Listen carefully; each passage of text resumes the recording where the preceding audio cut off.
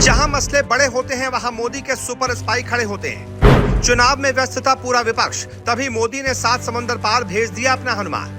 पहले रूस में पुतिन से मुलाकात, फिर यूक्रेन में जाकर संभाले हालात, अब फ्रांस में जाकर मोदी के हनुमान ने रच दिया चक्रव्यूह। मोदी अब करने वाले हैं वो काम जिससे देख दुनिया करेगी नरेंद्र मोदी को सलाम। जहां मसले बड़े होते हैं वहां मोदी के सुपर स्पाई खड़े होते हैं। पहले पुतिन और अब मैक्रो से क्यों मिले डोभाल? एक टेबल पर एक साथ बैठे मैक्रो और डोभाल में क्या हुई बातचीत? 4 मिनट की रिपोर्ट में हम आपको पूरी जानकारी बताते हैं। जब भी कहीं मामला फंसता है या फिर मामला बड़ा होता है, भारत के एनएसए अजीत डोभाल सुलझाने के लिए खड़े रहते हैं। चाहे रूस यूक्रेन जंग हो या फिर कोई अहम डील, पीएम मोदी के संकट मोचक अजीत डोभाल हर जगह दिख जाते हैं। अव्वल तो यह है कि डोभाल भी मोदी के भरोसे पर हर वक्त खड़े उतरते हैं।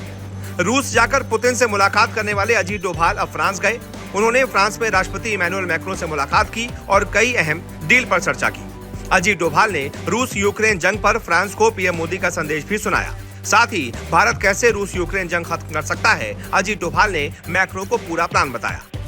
रूसी राष्ट्रपति व्लादिमीर पुतिन और यूक्रेनी राष्ट्रपति जेलेंस्की के साथ पीएम मोदी की क्या-क्या बातचीत हुई, इससे एनएसए यानी राष्ट्रीय सुरक्षा सलाहकार अजीत डोभाल ने फ्रांस के राष्ट्रपति इमैनुअल मैक्रों को अवगत करवाया। अजीत डोभाल ने फ्रांस के राष्ट्रपति को बताया कि पीएम मोदी ने दोनों देशों से युद्ध खत्म करने और बातचीत के जरिए शांति की राह तलाशने की बात कही थी। अजीत डोभाल ने मैक्रो के कूटनीतिक सलाहकार इमैनुअल बॉन और फ्रांस के रक्षा मंत्री सेबेस्टियन लेकोर्नू और विदेश मंत्री जीन नोएल बारोट से भी मुलाकात की और भारत की मंशा जाहिर कर दी। बताया गया कि अजीत डोभाल पीएम मोदी का संदेश लेकर ही फ्रांस गए थे।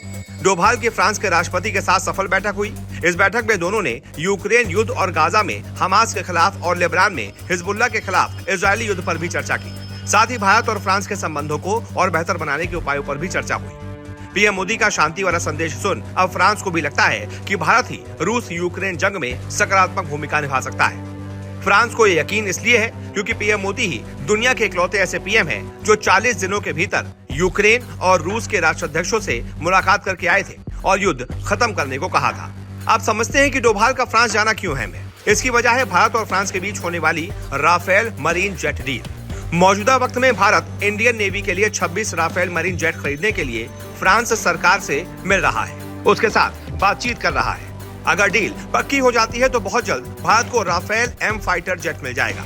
राफेल जहां भारतीय वायुसेना की ताकत में 4 चांद लगा रहा है, वहीं Rafale M jet Indian navy को और ज्यादा मजबूत बनाएगा, इंडियन नेवी की ताकत को और बूस्ट करेगा। भारत और फ्रांस के बीच 26 राफेल मरीन जेट यानी समुद्री लड़ाकू विमानों के लिए डील हो रही है। यह डील करीब 50,000 करोड़ रुपए की होगी। इमैनुअल मैक्रों के साथ बातचीत में राफेल एम फाइटर जेट को लेकर भी डोभाल ने मुद्दा उठाया है।